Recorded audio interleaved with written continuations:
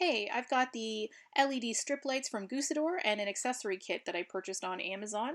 You'll see lots of different options in the accessory kit for connecting the lights. We did use some of those for this project.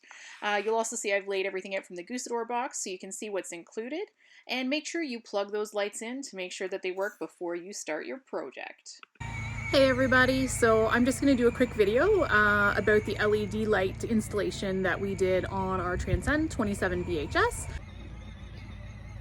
Okay, so here is the outdoor kitchen on the 27BHS. You'll see we've removed the stove, so we've got the open space underneath that storage compartment so that we can access the wiring that we need to get to the lights.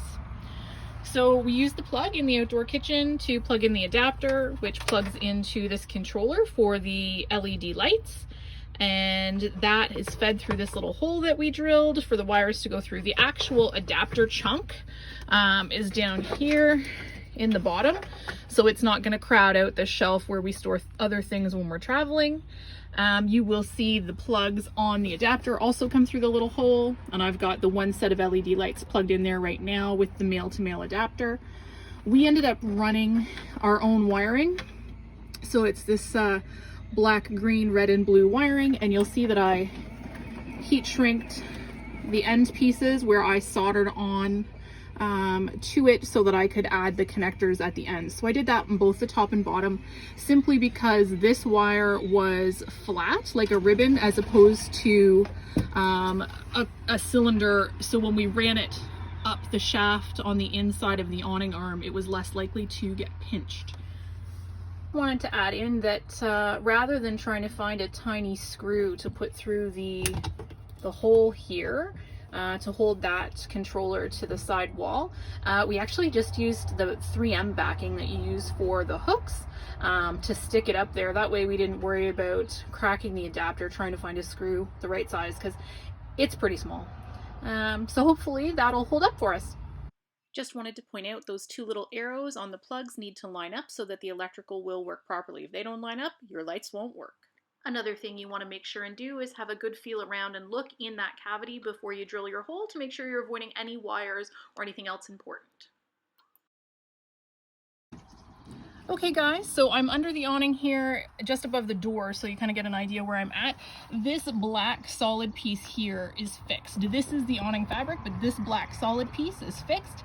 I have cleaned that with alcohol and we're letting it dry out now, and that is where we're going to adhere the LED light strip.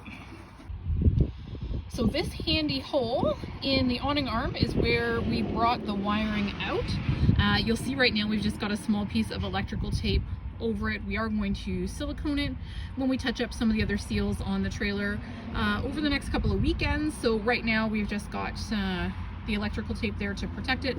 Also, when the awning arm is closed, it's not exposed. So we ran that all the way up the channel here. Right now we just have some electrical tape on the bottom piece. We tried some duct tape on the top piece. It worked, but it's not as tidy, so that's maybe a work in progress. We may try some clips, and then at the very top up on the other side of the arm you'll see where it goes through a small hole that we drilled, and then over on the side towards the lights, when I zoom in you'll see it comes out there, and that is where the other end is, where I soldered the plug on to go directly into the LED lights themselves, which you can see are functional all the way along that channel that runs just beneath where the awning goes. So it is not part of the awning itself. It does not move. It is fixed. The awning kind of rolls in front of it, so you won't have issues with your lights trying to roll up inside the awning.